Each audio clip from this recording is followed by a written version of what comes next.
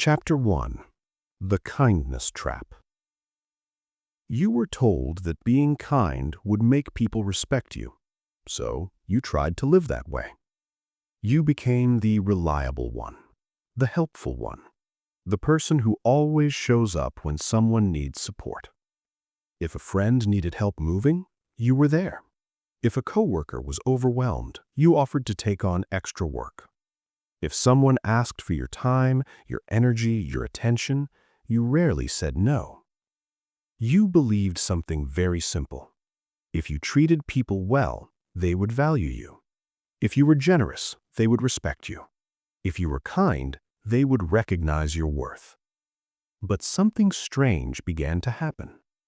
The more available you became, the less seriously people seemed to treat you. They interrupt you during conversations. They assume you'll handle the extra work. They expect your time as if it belongs to them. And sometimes, when you finally try to express your own needs, people seem surprised, almost confused, as if the idea that you might have limits never crossed their minds. At first, you might tell yourself you're imagining things.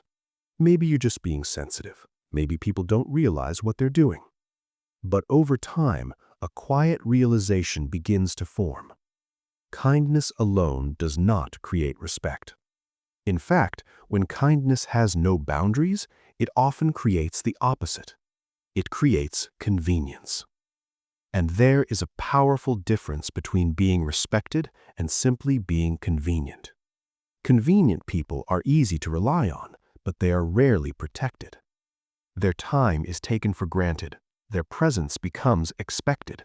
And slowly, without anyone explicitly deciding it, they drift into a lower position in the invisible hierarchy that exists in every human environment.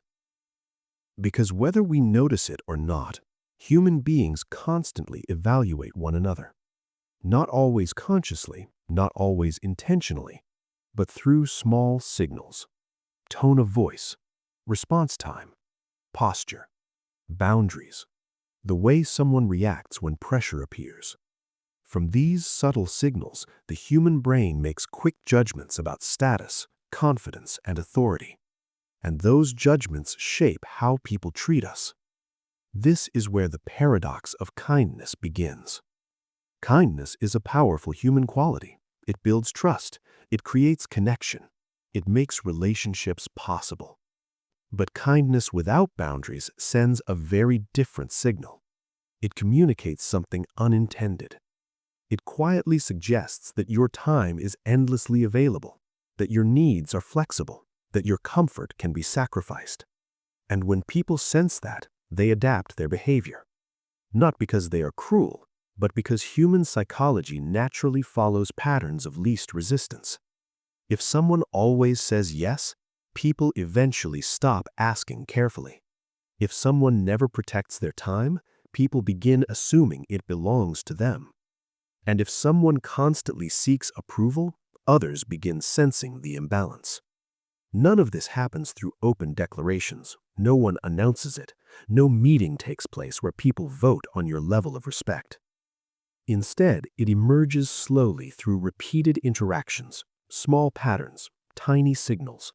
Moments that seem insignificant in isolation, but when they accumulate, they shape how others perceive you. At some point, you may notice something else that feels confusing. You meet someone who is calm, polite, even kind, but people treat them very differently. They speak with quiet confidence. They don't raise their voice. They don't demand attention. And yet, when they enter a conversation, people listen. When they set a limit, others accept it. When they say no, the room adjusts. They don't appear aggressive. They don't seem dominant in the traditional sense, yet somehow they command respect without asking for it. So the real question becomes this: why? Why do some people give endlessly and receive little respect in return, while others maintain boundaries and are treated with quiet authority? The answer lies in something most people were never taught: a hidden rule of human hierarchy that operates beneath everyday conversation. A rule that shapes promotions, friendships, leadership, and influence. Once you begin to see it, you start recognizing it everywhere. In workplaces, in relationships, in social groups, even in casual conversations between strangers. Later in this audiobook, you'll discover the simple sentence that can instantly change how people treat your time and energy. You'll also understand why saying no, something many people fear, often increases respect instead of damaging it. And near the end of this exploration, you'll discover a quiet behavior so subtle that most people overlook it, yet it instantly shifts how others perceive your authority. But before we reach those insights, we need to understand something deeper. Because the real issue is not kindness itself. Kindness is not weakness. The real problem is something far more subtle. Most people were never taught how human beings unconsciously organize themselves into social hierarchies. And without understanding that invisible system, even the kindest person can slowly find themselves overlooked. So before we explore how to change these patterns, we must first understand the hidden structure behind them. Because once you see how human hierarchy truly works, the behavior of others begins to make far more sense. Chapter 2. The Invisible Hierarchy of Human Behavior. Most people believe respect is something that appears naturally. They assume that if they are intelligent, hardworking, or kind, others will automatically recognize their value. But human behavior rarely works that way. Long before someone evaluates your ideas, your intelligence, or your intentions, their brain has already made a series of silent judgments. These judgments happen quickly, often within seconds, and they are not based on logic. They are based on signals. Because human beings, whether they realize it or not, are constantly evaluating one another within an invisible social hierarchy. This hierarchy exists in every environment, in workplaces, in families, in friend groups, even in casual social gatherings. It is not always about power in the obvious sense. It is about perceived authority, about confidence, about who appears comfortable holding their ground when pressure appears. Psychologists who study human behavior often refer to this as status signaling. The human brain evolved in social groups where hierarchy determined survival. Who leads? Who influences decisions? Who sets the boundaries of acceptable behavior? Because of this, our minds developed a powerful ability to read subtle signals that indicate where someone stands within a group. And most of these signals are extremely small. They are not loud declarations of dominance. They are micro-behaviors. For example, the pace of someone's speech, whether they rush to fill silence or allow pauses to exist, whether they apologize frequently or speak with calm certainty, whether they hesitate when expressing an opinion or deliver it with quiet confidence. These signals accumulate in the background of every interaction, and people respond to them instinctively, not consciously. They simply feel a certain way about someone. They feel that a person seems confident or unsure, comfortable or easily influenced. What makes this system even more confusing is that respect and likability are not the same thing. In fact, they often operate in different directions. A person who constantly seeks approval may become very likable. They are agreeable, flexible, accommodating. But the same behaviors that increase likability can sometimes reduce perceived authority. Because authority requires something else. It requires stability, predictability, clear limits. Think about the difference between someone who constantly adjusts themselves to keep others comfortable and someone who remains calm and steady regardless of social pressure. One person adapts to the room, the other subtly shapes it, and people feel that difference. To understand how these signals operate in everyday life, imagine a very common situation, a workplace meeting. Several colleagues sit around a table discussing a new project. One person begins explaining an idea, but halfway through their sentence they pause and say something like, "Sorry, I might be wrong about this." Immediately, the tone of the room shifts. Even if their idea is strong, the introduction signals uncertainty. Now imagine another person speaking. They say, calmly and without hesitation, "I think we should consider another approach." They pause for a moment. They allow the room to process the statement. They do not rush to justify themselves. They simply hold the space. Notice what happens next. People listen, not necessarily because the idea is better, but because the delivery signals something deeper: composure, confidence, comfort with attention. These are the micro-signals the human brain reads constantly, and from them it builds an internal map of social hierarchy. Who seems stable under pressure? Who defers easily? Who protects their time? Who adjusts themselves to maintain approval? None of this requires aggressive behavior. True authority rarely looks aggressive. In fact, the people who command the most respect often appear calm, measured, almost quiet, but their behavior communicates something powerful. They respect their own boundaries, and because of that, others tend to follow those boundaries as well. Once you begin noticing these patterns, something interesting happens. You start recognizing them everywhere. In meetings, in conversations between friends, in leadership dynamics, even in the way strangers interact in public. You realize that respect is rarely demanded, it is signaled, and those signals shape the way people treat us long before we consciously notice. But there is another layer to this dynamic, a deeper psychological pattern that explains why some of the most generous people often end up feeling overlooked. Because the real reason kindness sometimes backfires is something most people never notice. Chapter 3: Why Overgivers Lose Status.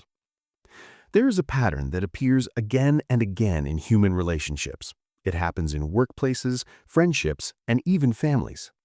The people who give the most often receive the least respect. At first, this seems unfair. After all, generosity should create appreciation. Helping others should strengthen relationships. But in reality, something more complicated is happening beneath the surface. Because overgiving is rarely just kindness. It is often driven by a deeper psychological pattern, a need for approval. Many people learn this pattern early in life. They discover that being helpful makes others happy.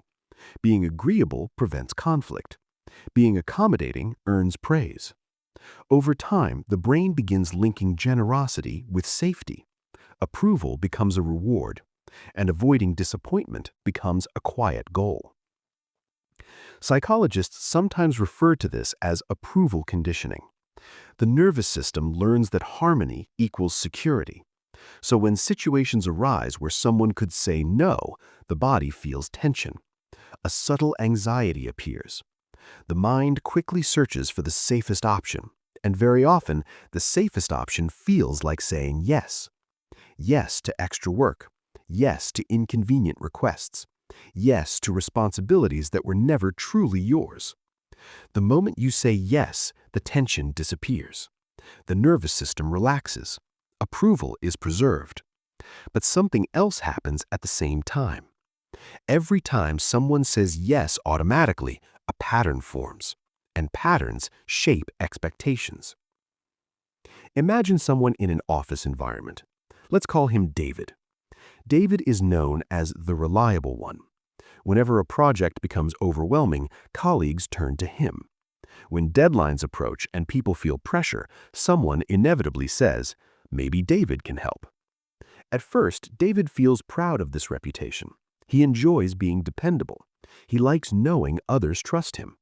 So he continues accepting every request. Weeks pass, months pass. The pattern grows stronger. Soon, people stop asking carefully. Instead of saying, "Would you be able to help with this?" they begin saying, "David will handle it." and gradually something unexpected happens. David's willingness stops being seen as generosity. It becomes normal, expected, invisible. When performance reviews arrive, something even stranger occurs. The person who receives recognition is not David, it's someone else. Someone who contributed less work but spoke with more confidence in meetings. Someone who declined certain tasks but delivered clear results on the ones they accepted. David feels confused. He worked harder. He supported the team. So why wasn't he recognized? The answer lies in the psychology of perceived value. Human beings unconsciously associate scarcity with importance. Things that are constantly available tend to feel less valuable. Think about the difference between something rare and something unlimited. One attracts attention. The other fades into the background. The same principle quietly influences human interactions. When someone is endlessly available, their time begins to feel ordinary. When someone protects their time, it gains weight. But this dynamic is rarely obvious while it's happening. Instead, it develops gradually through repetition. Small decisions, tiny moments where saying no might have created a different pattern, but saying yes felt easier. Pause for a moment and ask yourself something honestly. Are there situations in your life where people assume your help before you've even agreed? Do certain individuals come to you automatically when they need something solved? And when you imagine declining, does a small wave of discomfort appear? That discomfort is not weakness, it is conditioning, a learned response built through years of prioritizing harmony over personal boundaries. If this pattern feels familiar, you're not weak. You were simply trained to prioritize harmony over authority. Many thoughtful, generous people develop this habit because they care deeply about maintaining positive relationships. But the unintended consequence is that their generosity becomes predictable, and predictability removes tension from a social dynamic. Without tension, there is no reason for others to adjust their behavior. So the pattern continues. Requests increase. Availability becomes assumed. Respect slowly erodes. Not because people intend to exploit generosity, but because human psychology adapts to whatever patterns are repeated. And once those patterns form, they can be surprisingly difficult to change. But there is a turning point, a moment when someone begins recognizing these dynamics and decides to shift them. And when that shift happens, the response from others can be immediate, sometimes even shocking. In the next chapter, we'll explore the story of someone who experienced exactly that shift, a person who worked diligently, gave generously, and was consistently overlooked until a single change in behavior altered how everyone around him saw his value. Chapter 4. The Daniel Promotion Story. Daniel had a reputation in the office. If something needed to be done, Daniel would do it. He arrived early. He stayed late. He helped coworkers who were behind on deadlines. If a project needed extra hands, Daniel volunteered. Managers described him as dependable. Colleagues described him as supportive. From the outside, Daniel looked like the kind of employee every company would want to promote. And for years, Daniel quietly believed that his effort would eventually be recognized. Hard work leads to opportunity. That was the assumption. But then something happened that confused him. A management position opened in the department. Daniel had been with the company longer than almost everyone else. He understood the systems. He had helped train several newer employees. So when the promotion process began, many people assumed Daniel would be the obvious choice. But when the announcement was made, the promotion went to someone else, a colleague named Mark. Mark had joined the company later than Daniel. He had fewer years of experience. And if you measured the number of hours spent working overtime, Daniel would easily win that comparison. So the result felt strange. Daniel congratulated Mark politely, but privately he couldn't stop wondering what he had missed. Why had leadership chosen someone else? Over the next few weeks, Daniel began observing something he had never paid attention to before: the way Mark behaved during meetings. Mark didn't speak more often than others. In fact, sometimes he spoke less. But when he did speak, his delivery was different. He didn't rush his sentences. He didn't fill every silence. When someone asked a question, he paused briefly before responding. His tone was steady, measured. And when he disagreed with something, he didn't soften the statement with long explanations. He simply said something like, "I see it differently." Then he explained his reasoning calmly. Another thing Daniel noticed was how Mark handled requests. When coworkers approached him with extra tasks, Mark didn't automatically say yes. Sometimes he agreed, but other times he responded with something simple. "I can't take that on this week." And then he returned to his work. There was no apology, no long justification, just a clear boundary delivered without tension. What surprised Daniel most was the reaction of others. No one seemed offended. No one accused Mark of being uncooperative. Instead, people adjusted. They found other solutions. And in meetings, when Mark spoke, people listened carefully. Not because he demanded attention, but because his presence felt stable. Daniel slowly began realizing something that had nothing to do with technical skill or effort. The difference between the two of them wasn't intelligence, it wasn't dedication, it was signaling. Daniel had spent years demonstrating reliability, but reliability alone does not automatically communicate authority. Mark, on the other hand, communicated something else through his behavior: confidence, boundaries, comfort with silence. These signals are subtle, but the human brain reads them constantly. When someone speaks calmly and without rushing, it suggests composure. When someone pauses before answering, it signals that their words carry weight. And when someone declines requests without anxiety, it communicates something even more powerful: self-respect. None of this requires aggression. In fact, the most respected individuals in many environments rarely raise their voices. They rarely argue loudly. They rarely try to dominate conversations.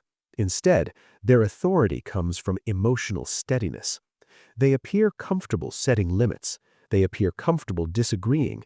And most importantly, they appear comfortable not seeking approval from everyone in the room. Once Daniel began noticing these patterns, he saw them everywhere. In leadership, in negotiations, in everyday conversations. The people who command the most respect often communicated quietly, through tone, through pacing, through boundaries that remain consistent even when pressure appears. Authority, it turns out, is rarely about force. It is about stability. And stability sends a signal that others instinctively recognize. But understanding this raises an even deeper question. If these signals shape how people treat us, then what is the fundamental rule behind them? What is the psychological principle that determines whether someone is perceived as dependable or truly respected? Because beneath all these behaviors lies a hidden rule that governs social respect in ways most people never consciously realize.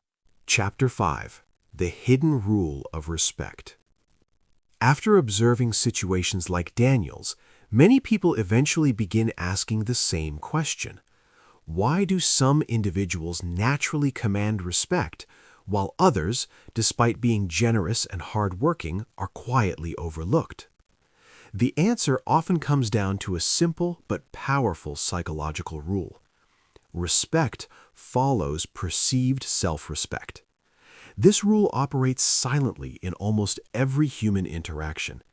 Before people decide how much to value your time, your opinion, or your presence, they first observe how you treat those things yourself.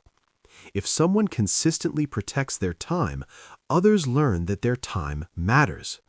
If someone calmly holds their ground during disagreement, others begin treating their perspective with greater seriousness. But if someone constantly sacrifices their own needs to keep everyone comfortable, the opposite signal is sent. It suggests that their priorities are flexible, that their boundaries are negotiable. And over time, people begin interacting with them according to that signal. This is not always intentional. In fact, most of the time, it happens unconsciously. Human beings are extremely sensitive to behavioral patterns. We learn quickly what is acceptable within a relationship. And once those patterns are established, they tend to reinforce themselves. Psychologists often describe this process as a reinforcement loop. When a behavior is repeated and rewarded, it becomes stronger. When someone repeatedly accepts every request placed on them, the environment begins rewarding that pattern. Requests increase, expectations grow, and because the person continues responding in the same way, the cycle becomes stable. On the other hand, when someone introduces clear limits, the reinforcement loop changes. At first, people might be surprised. The pattern they expected has been interrupted. But once the new boundary appears consistently, the environment adapts. Requests become more thoughtful. Assumptions disappear. Respect quietly increases. This is where hierarchy psychology enters the picture. In social groups, individuals naturally look for signals that indicate who defines limits. Those who set boundaries calmly are often perceived as higher status within that hierarchy, not because they are aggressive, but because they demonstrate something important. They demonstrate control over their own behavior, and control communicates stability. To see how quickly this dynamic appears, imagine a simple experiment. A group of people are asked to sit in a circle and discuss a topic. At first, the conversation moves freely. Everyone contributes in small ways. But then something subtle happens.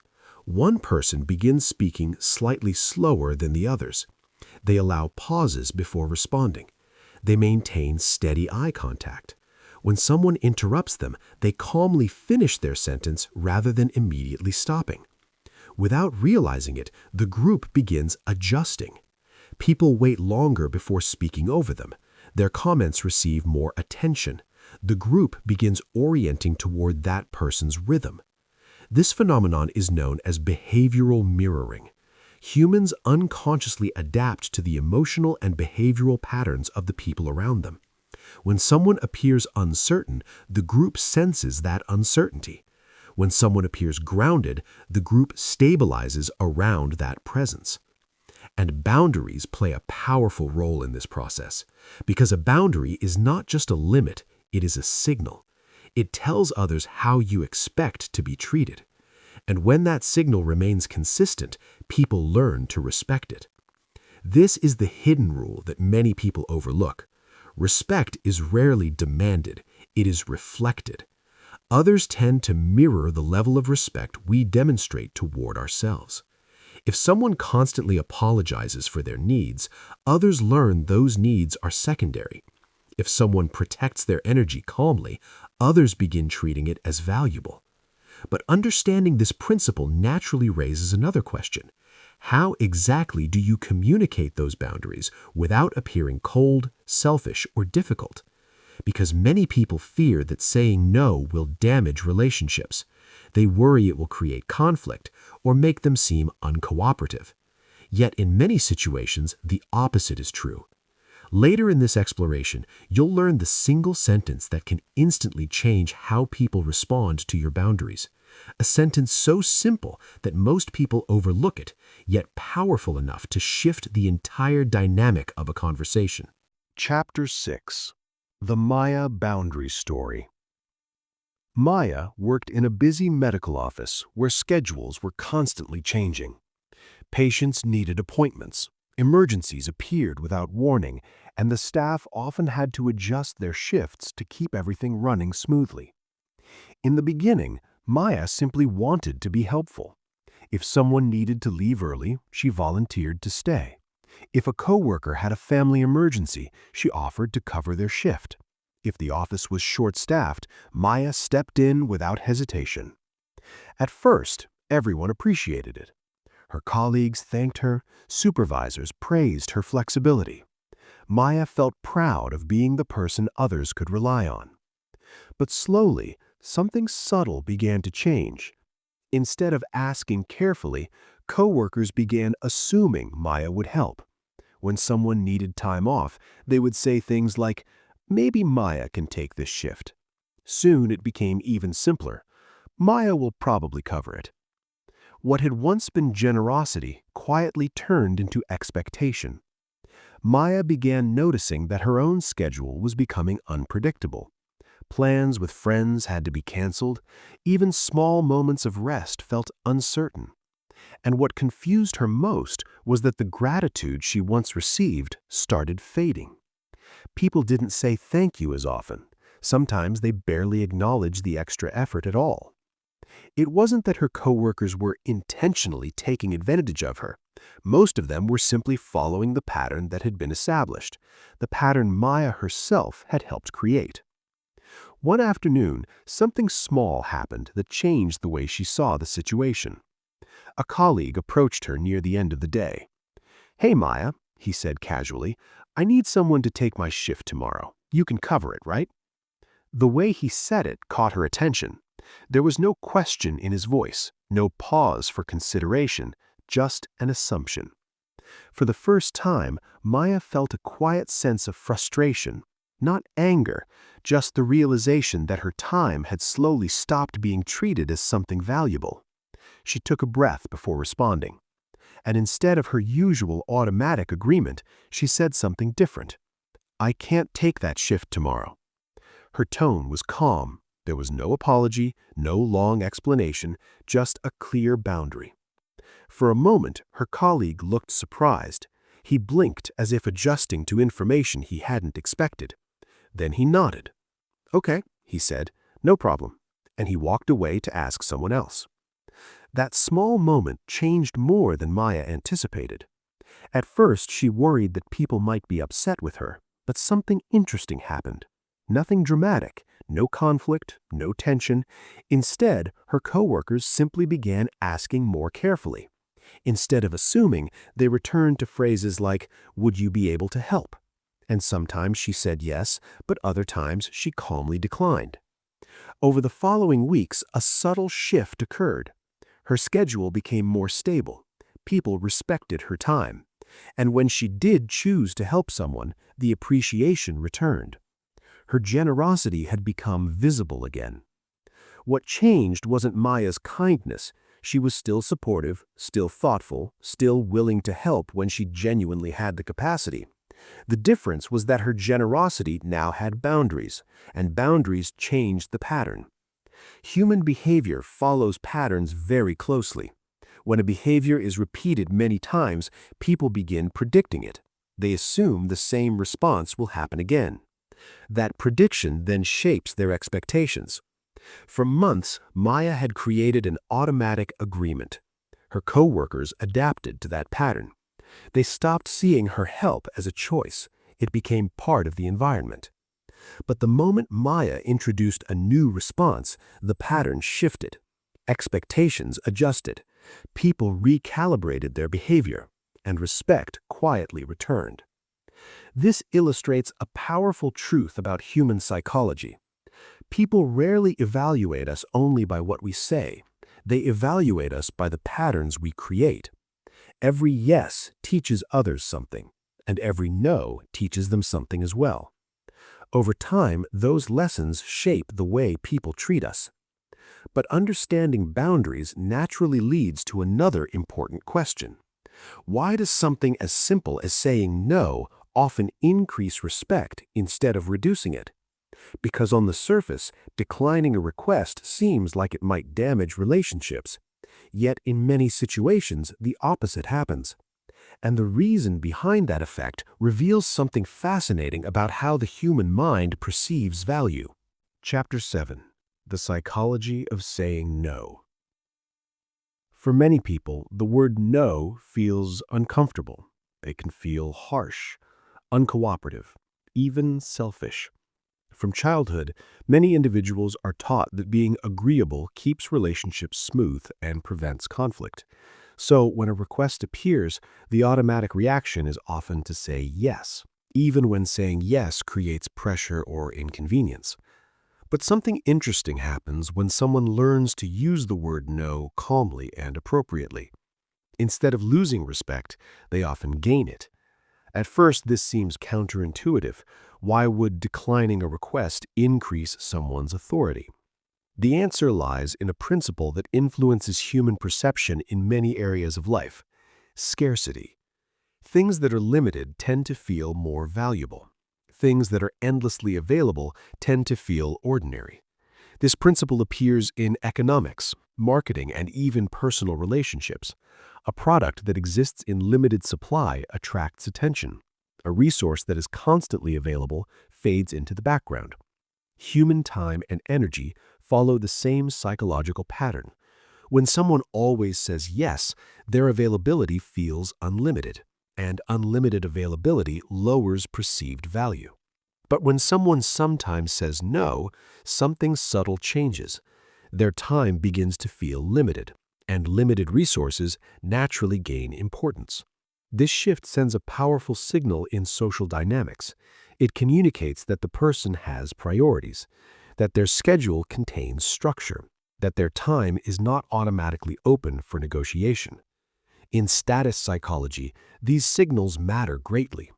Individuals who appear selective with their commitments are often perceived as having higher status within a group, not because they reject others, but because their behavior suggests that their attention is directed toward meaningful priorities.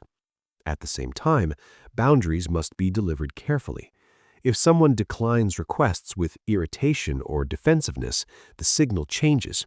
It can appear hostile. The key difference lies in emotional tone. A calm refusal communicates stability. An anxious refusal communicates insecurity. That is why one of the most powerful boundary techniques is something surprisingly simple. It is called the no without explanation method. Most people feel compelled to justify their decisions. If they decline a request, they immediately begin explaining. They provide long reasons, apologies, detailed circumstances. But excessive explanation often weakens the boundary.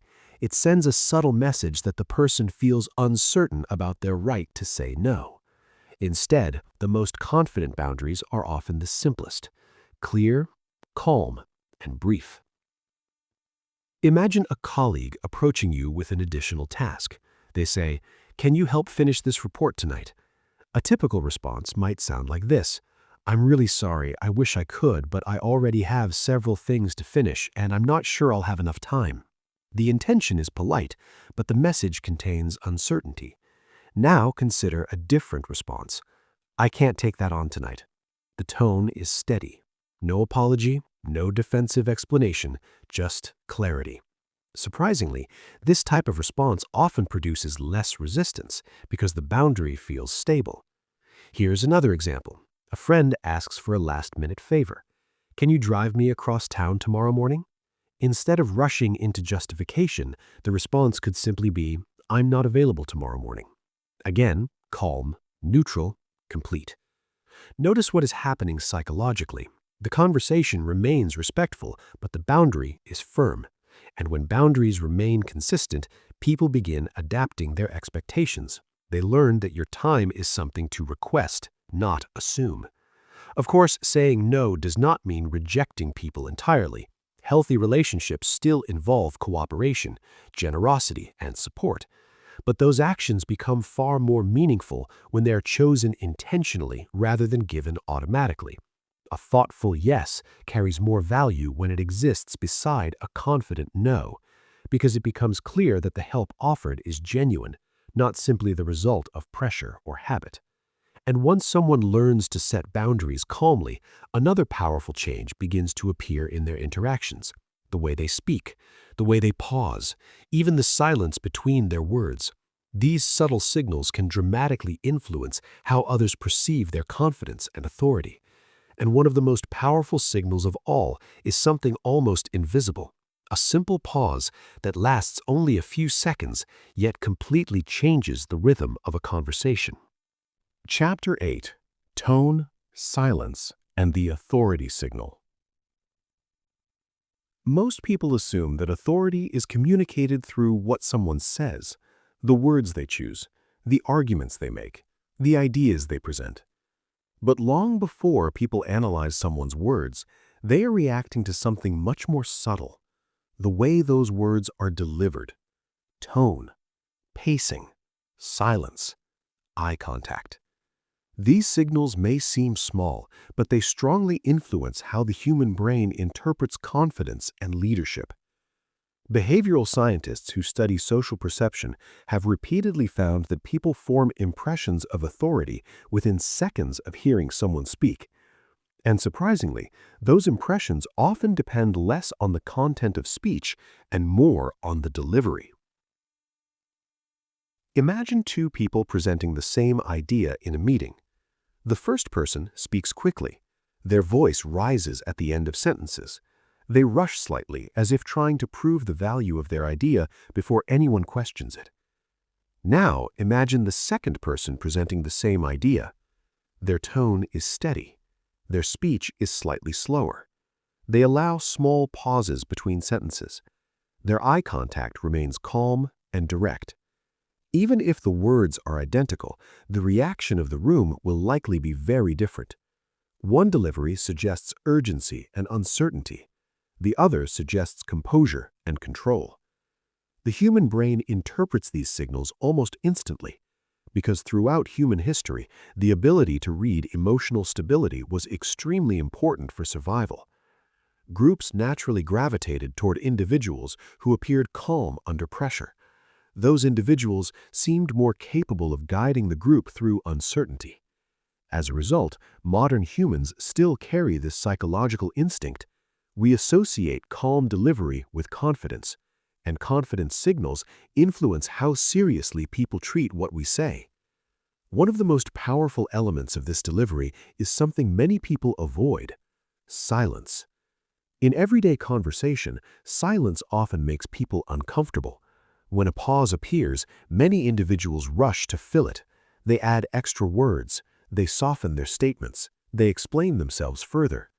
But silence, when used intentionally, can create a very different effect. A brief pause signals that the speaker is comfortable holding attention. It communicates patience, and patience often reads as confidence.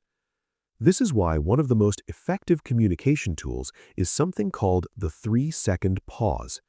It sounds simple, but the psychological impact is surprisingly strong. Imagine someone asks you a question during a discussion. Instead of responding immediately, you allow a short pause. 1 second, 2 seconds, 3 seconds. Then you answer calmly. That small pause changes the rhythm of the conversation. Instead of appearing reactive, you appear thoughtful. Instead of rushing to respond, you appear deliberate. The same technique can work when expressing disagreement. If someone challenges your idea, many people instinctively rush to defend themselves. They begin speaking quickly, trying to justify their position. But a pause changes the dynamic. You listen. You allow a moment of silence. Then you respond slowly and clearly. The message becomes more controlled, more grounded. Another signal that strengthens this effect is eye contact. Steady eye contact communicates presence. It signals that the speaker is fully engaged in the interaction. But the key word here is steady, not intense, not confrontational, just relaxed and consistent.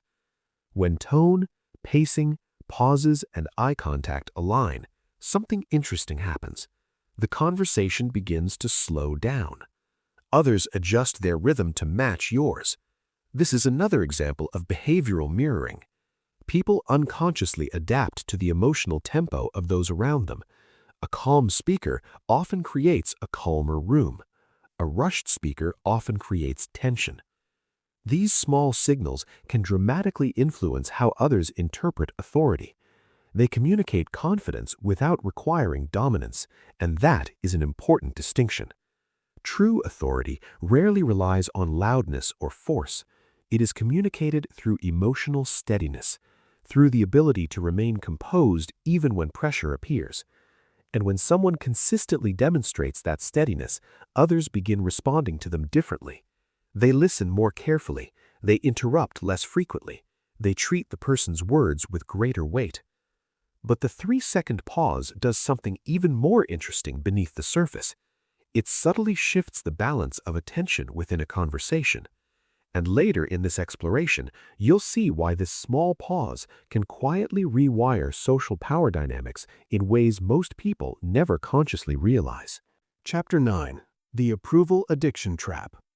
Many people who struggle with boundaries are not lacking confidence in the way they imagine. They are often intelligent, capable, hardworking, and deeply thoughtful about how their actions affect others. Yet, despite these strengths, they find themselves saying yes when they want to say no. They hesitate before expressing disagreement. They replay conversations in their mind, wondering whether they might have upset someone. At the center of this pattern is something psychologists sometimes describe as approval addiction. Not an addiction in the dramatic sense, but a powerful emotional habit. The habit of relying on external approval to feel secure. To understand where this pattern begins, it helps to look back at how human behavior develops. During childhood, approval from others plays an important role in learning. Parents, teachers, and authority figures provide feedback that helps shape behavior. A child who shares their toys is praised. A child who follows instructions is rewarded. Over time, the brain begins linking certain actions with positive emotional outcomes.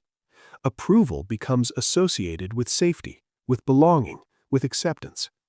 This learning process is natural and necessary, but sometimes the pattern grows stronger than intended. Instead of simply valuing kindness or cooperation, a person begins depending on approval to maintain emotional stability. When someone seems pleased with them, they feel calm. When someone appears disappointed, a wave of anxiety can appear.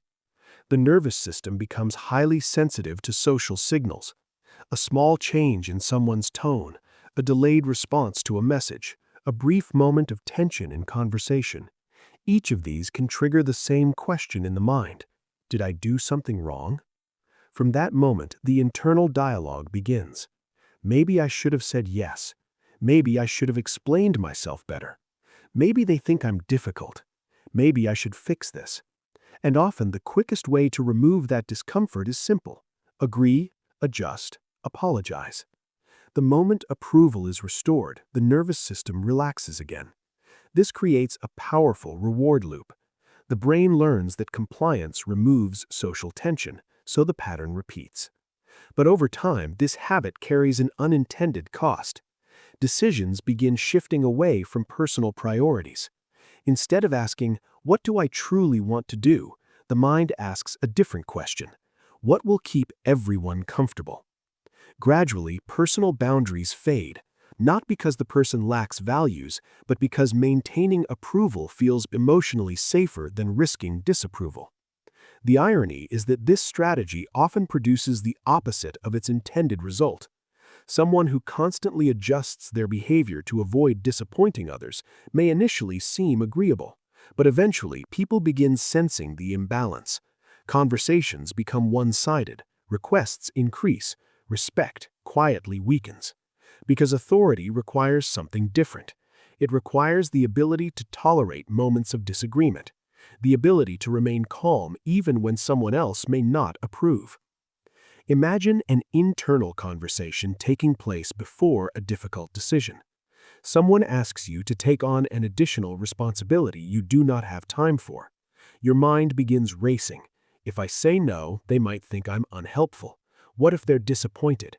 Maybe I should just accept it and deal with the stress later. This internal dialogue is familiar to many people. But there is another possibility, a different internal voice, one that sounds calmer, more grounded. It might say something like this: "It's okay if they are briefly disappointed. My time matters too. I can still be respectful without sacrificing my priorities." That shift may seem small, but it represents a powerful turning point. Because respect rarely begins with changing the behavior of others. It begins with changing the relationship you have with approval. The moment someone stops making every decision based on how others might react, something important happens. Their behavior becomes more stable, more predictable, more authentic. And stability sends a strong signal in social dynamics. People begin sensing that this individual is guided by internal standards rather than external pressure. That signal changes how others interact with them. because respect begins the moment approval stops controlling your decisions. And once someone reaches that point, another powerful transformation becomes possible. They begin noticing something fascinating about the way human groups respond to confidence, a pattern that has been studied repeatedly in psychology experiments, a pattern that shows just how quickly small signals of confidence can reshape social dynamics. Chapter 10. Psychological Experiment, Power and Posture. Up to this point, we have explored something important about human behavior.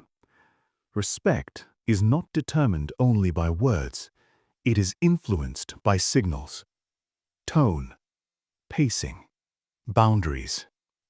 And another signal that plays a powerful role in how people perceive authority is something even more immediate: body language. Long before someone speaks, the human brain is already forming impressions based on posture and physical presence. Psychologists who study social perception have repeatedly found that body language can shape how confident, competent, and trustworthy someone appears within seconds. This does not mean people consciously analyze posture. Instead, the brain processes it automatically. Subtle cues are translated into emotional impressions. Someone appears calm. Someone appears uncertain. Someone appears comfortable in the space they occupy. These signals influence how others respond to them. One of the most discussed ideas in behavioral science is the concept of power posture. The basic observation is simple. When individuals adopt open, relaxed postures, they tend to appear more confident. When individuals shrink their posture, crossing their arms tightly, lowering their shoulders, avoiding eye contact, they tend to appear less certain. But the effect goes deeper than appearance alone. Posture does not only change how others see us, it can also influence how we feel internally. When someone sits upright, keeps their shoulders relaxed, and allows their body to occupy space comfortably, their breathing often becomes deeper. Their voice becomes steadier, their movements become slower. All of these changes send signals that the brain associates with confidence, and because other people are constantly reading those signals, their reactions adjust accordingly. To understand this dynamic more clearly, try a simple mental experiment. Imagine two people entering the same room. Both individuals have the same level of intelligence, the same professional experience, the same ability to contribute valuable ideas, but their body language is different. The first person walks into the room quickly. Their shoulders are slightly hunched. Their gaze moves around the room briefly before dropping toward the table. They sit down and immediately begin organizing their notes, avoiding eye contact for a moment. Nothing about this behavior is dramatic. In fact, many people behave this way without thinking. Now, imagine the second person entering the same room. Their pace is steady. Their shoulders are relaxed.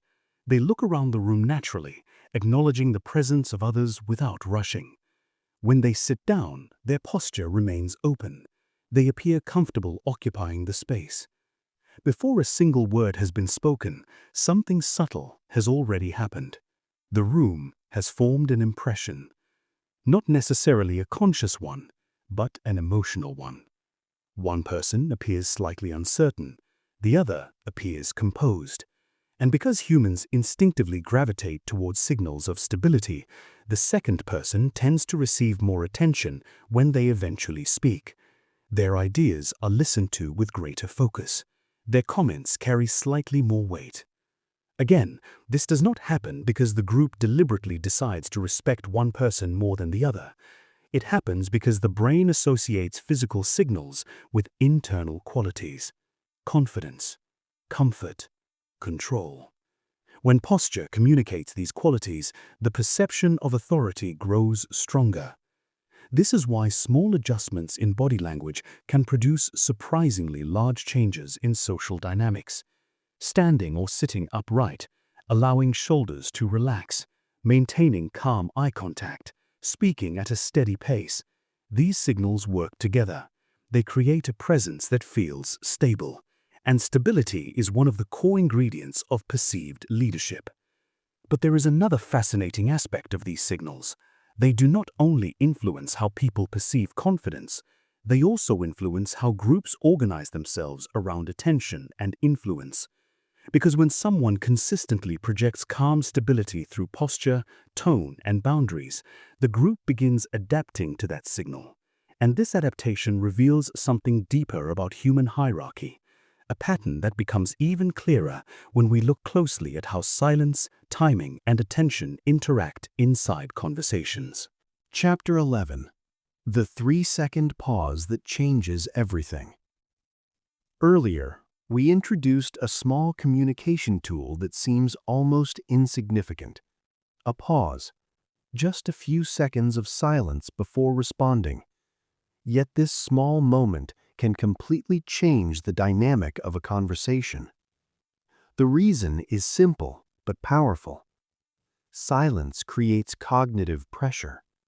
In everyday interaction, most people move quickly. Questions are answered immediately. Statements are followed by rapid explanations. Disagreements trigger instant defenses. The rhythm of conversation becomes fast and reactive. But when someone pauses before speaking, that rhythm changes. The pause slows the interaction. It creates a small space where attention gathers. And in that space, something interesting happens. The brain begins to focus. Because silence interrupts expectation. People expect immediate responses. So when a pause appears, the mind becomes more alert. What will they say? Are they thinking carefully? Are they disagreeing? That moment of uncertainty pulls attention toward the person holding the silence. This is why calm pauses often increase perceived authority. They signal that the speaker is not reacting impulsively. They are choosing their response deliberately, and deliberate behavior suggests confidence. Imagine a situation where someone interrupts you during a discussion. This happens often in meetings. You begin explaining an idea, and another person suddenly starts speaking over you. Many people react by immediately stopping, or they rush to speak louder in order to regain the floor. Both reactions communicate something subtle, either submission or urgency. But there is another option. You pause for a moment. You maintain calm eye contact. Then you finish your sentence slowly, without raising your voice. That small pause communicates something important. You are comfortable holding the space. And surprisingly, people often adjust quickly to that signal. Interruptions become less frequent. Your words carry more weight. The same principle applies in negotiations. Imagine someone presenting a proposal.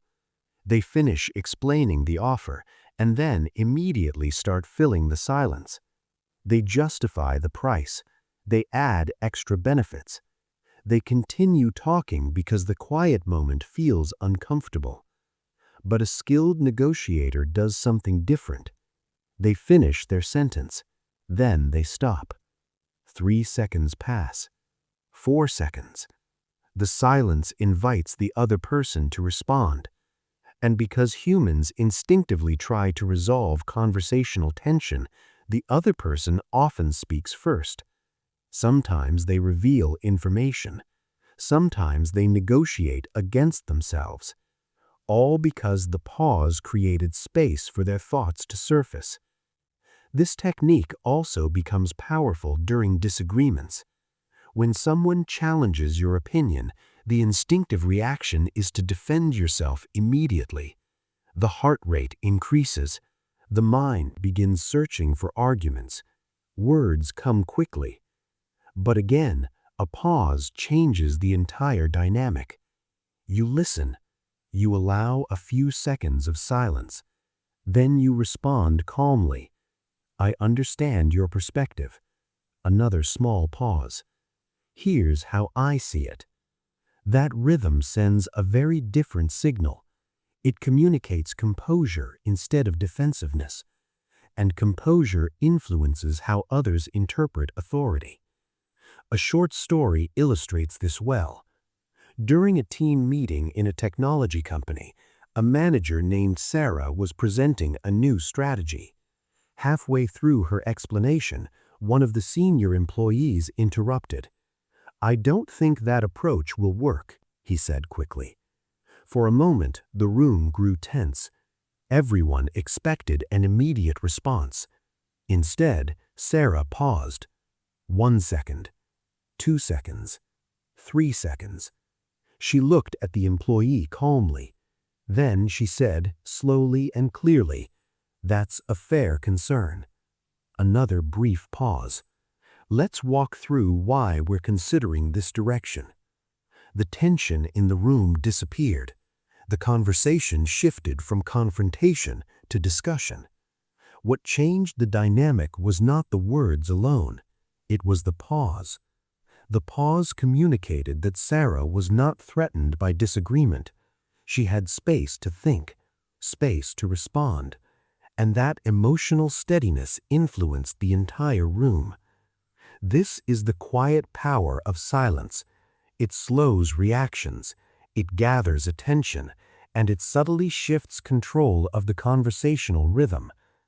But silence is only part of a larger pattern, because when someone combines calm pauses with clear boundaries and steady behavior, another powerful transformation begins to occur. People start adjusting their expectations, and those expectations are shaped by something even deeper than conversation itself. They are shaped by the standards someone quietly sets for their own life. Chapter 12. The Standards That Shape Respect. At this point, a deeper pattern begins to emerge. Respect is not built from a single behavior. It does not come from one confident sentence, one calm pause, or one well-delivered boundary. Instead, respect grows from something larger. Standards. Standards are the quiet rules a person lives by. They shape how someone uses their time, how they respond to pressure, what behavior they accept from others, and perhaps most importantly, what behavior they refuse to accept. People rarely announce their standards out loud, but they communicate them constantly through their actions, through the patterns they maintain, and over time, others begin adjusting to those patterns. Because standards create predictability. When someone consistently protects their priorities, the people around them begin recognizing that protection as part of their identity.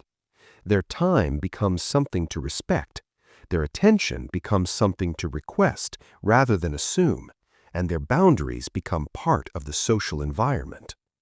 There are several types of standards that strongly influence how others perceive respect.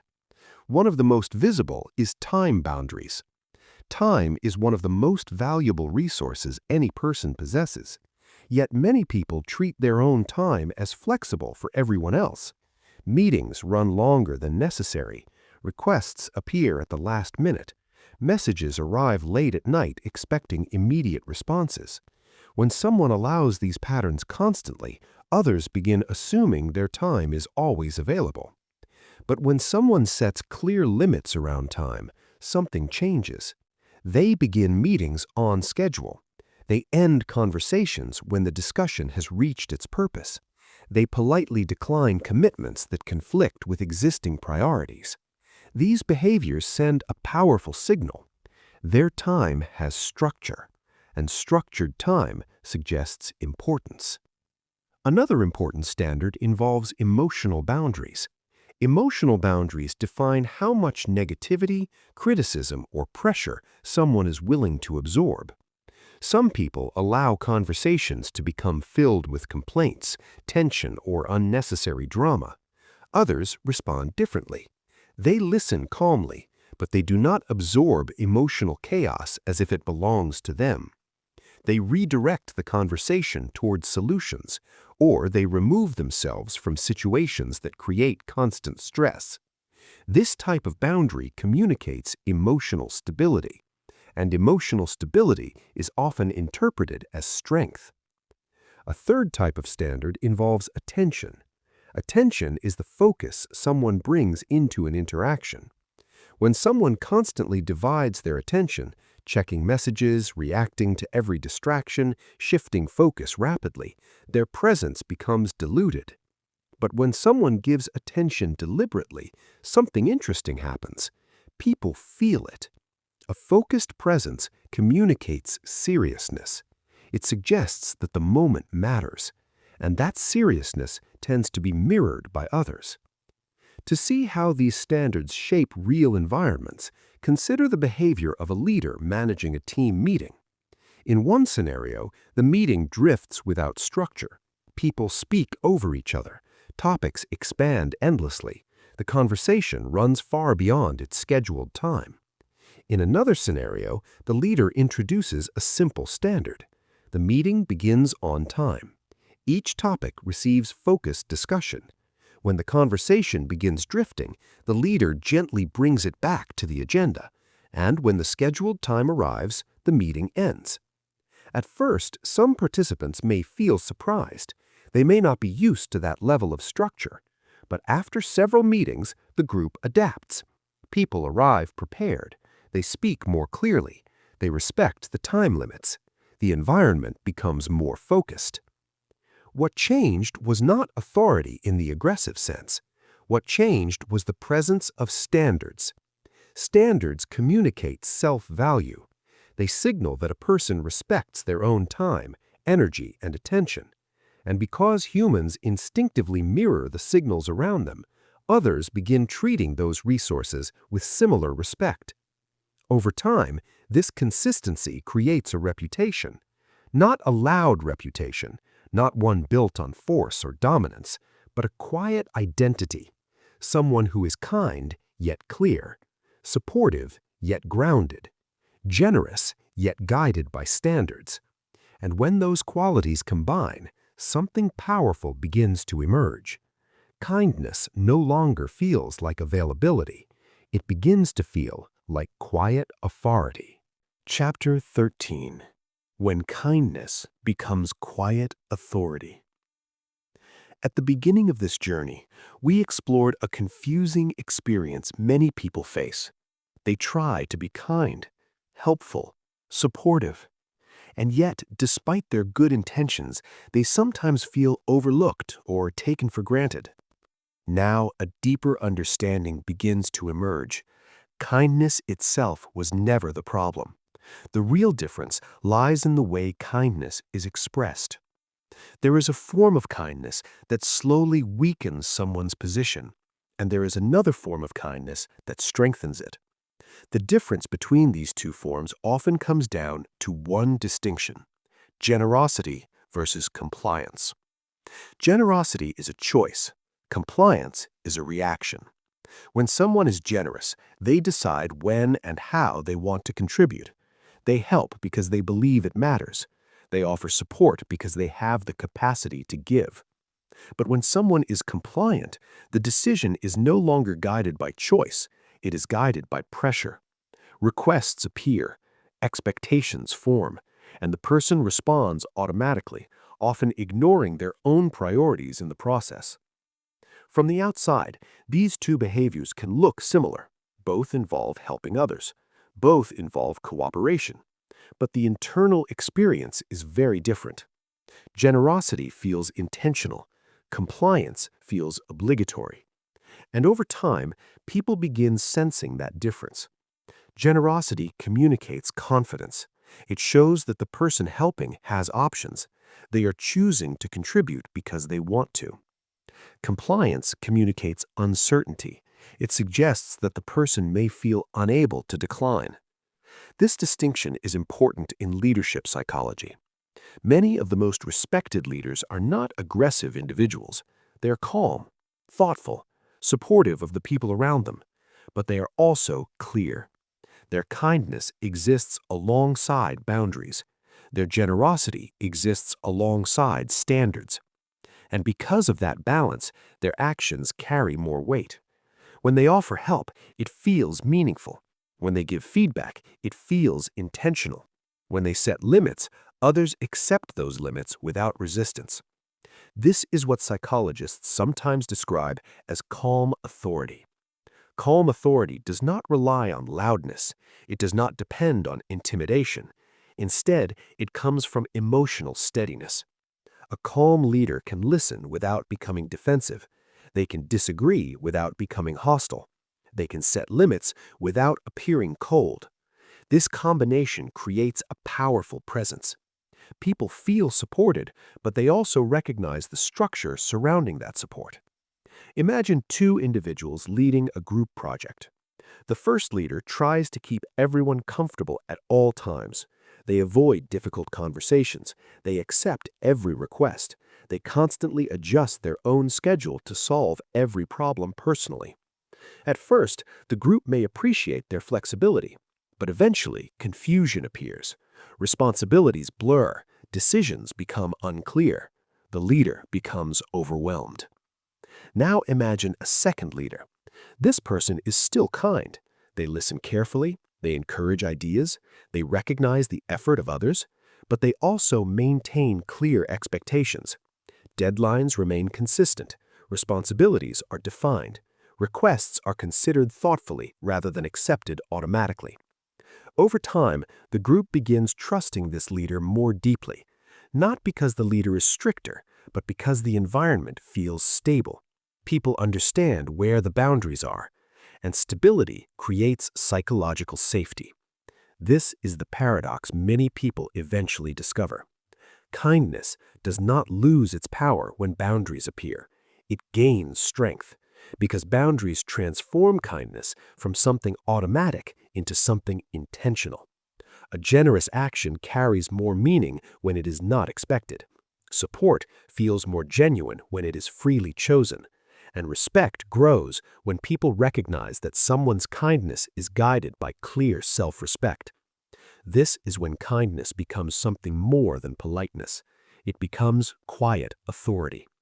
The kind of authority that does not demand attention, but naturally receives it. But reaching this point requires a moment of reflection, a moment where someone begins noticing how their own patterns may have shaped the way others responded to them. And that realization can feel uncomfortable at first, because it reveals something many people never considered before. Chapter 14. The Psychological Reset. At this point, you might be realizing something uncomfortable. Many of the patterns we've explored are not just things we observe in others. They may exist in our own lives as well. Moments where we said yes, even though we were overwhelmed.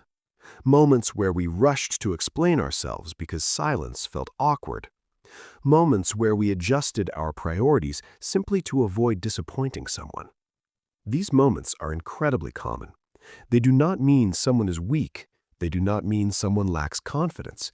They simply reveal how powerful social conditioning can be. Most people were never taught how human hierarchy quietly operates in everyday interactions. They were taught to be polite, to be helpful, to keep the peace. All of those values are important, but without another set of skills, boundaries, calm communication, and internal standards, kindness can slowly drift into something else: overextension, fatigue, and the quiet feeling of being overlooked. This is the moment where a psychological reset becomes possible, because once someone begins noticing these patterns, they gain something powerful: awareness. And awareness changes the way future decisions are made. Instead of reacting automatically, a person begins observing the situation first. Someone makes a request. Instead of instantly agreeing, there is a pause, a moment to consider whether the request truly fits their priorities. Someone interrupts during a conversation. Instead of shrinking back or speaking louder, the response becomes calmer, more deliberate. The person finishes their thought with steady pacing. Someone introduces unnecessary tension or pressure. Instead of absorbing that emotion, the individual remains grounded. They respond thoughtfully rather than reacting defensively. These small shifts may appear simple from the outside, but internally they represent a profound change. They represent the moment someone stops organizing their behavior around approval and begins organizing it around self-respect. That change affects many areas of life. Boundaries become clearer. Time begins to feel more structured. Conversations become calmer and more intentional. And gradually, the way others respond begins changing as well. People start asking more carefully. Interruptions become less frequent. Requests become more respectful. Not because someone demanded different treatment, but because their behavior communicated a new pattern. Boundaries, tone, standards, self-respect.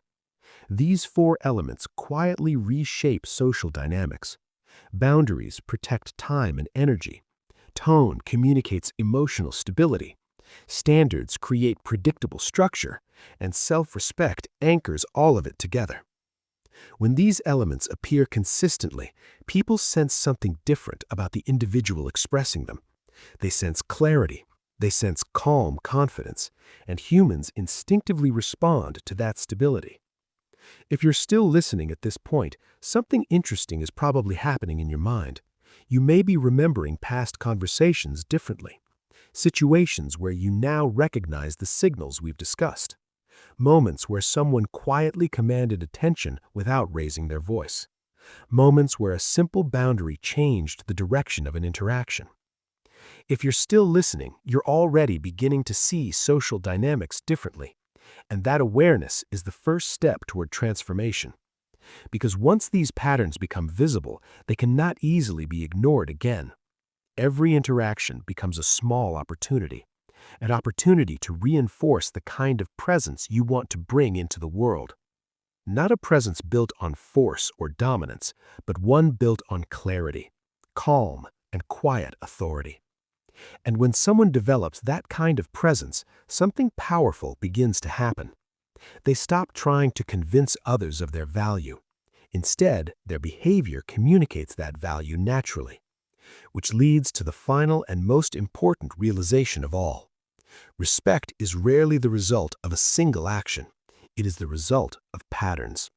Patterns that shape how others see us and how we see ourselves.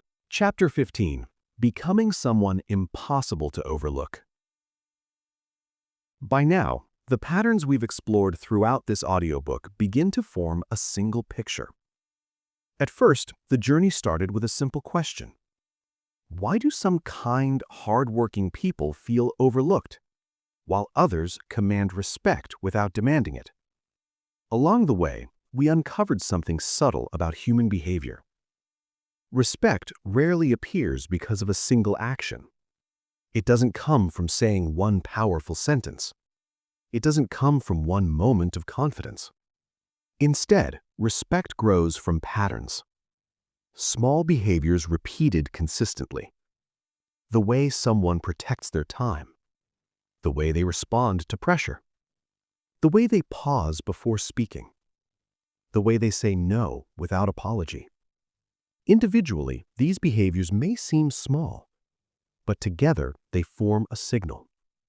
And humans are constantly reading signals. Every conversation, every meeting, every social interaction contains quiet evaluations. Not conscious judgments, but subtle impressions. Does this person seem grounded? Do they respect their own boundaries? Do their actions match their words? Over time, those impressions begin shaping how people treat us. This is why the transformation we've discussed is not about learning a trick. It is about shifting identity. For many people, that shift begins when they recognize an old pattern. The pattern of being agreeable at all costs. Always available, always accommodating, always trying to make others comfortable. While those qualities come from a good place, they sometimes create an unintended signal. The signal that one's time, attention, and energy are endlessly flexible. But when someone begins changing that pattern, something remarkable happens.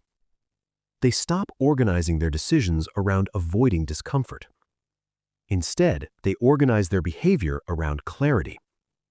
Clarity about priorities. Clarity about boundaries. Clarity about what they are willing to give and what they are not. This does not make someone less kind.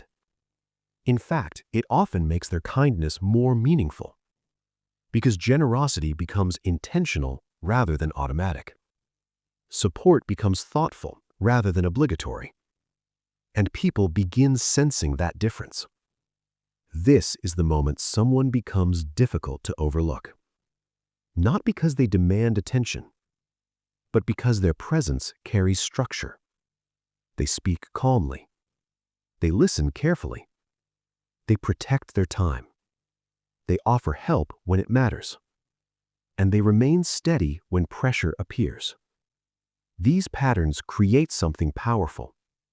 Quiet authority. The kind of authority that doesn't need to announce itself. The kind that slowly changes the atmosphere of every room someone enters. But perhaps the most important insight of all is this: anyone can begin developing these patterns. It does not require a dramatic personality change. It does not require becoming louder, more aggressive, or more dominant. It simply requires awareness. Awareness of how small signals influence perception. Awareness of how boundaries shape respect. And awareness that every interaction offers a choice. A choice to repeat old patterns, or to build new ones.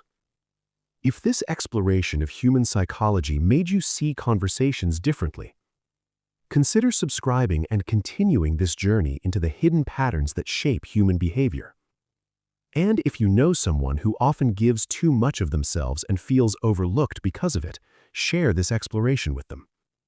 Sometimes a single insight can change the way someone moves through the world. In the next exploration, we'll uncover something equally fascinating: the subtle behaviors that instantly reveal when someone is lying. Signals that most people miss. But once you learn to see them, they become impossible to ignore. Because the more you understand human behavior, the harder it becomes for truth to hide.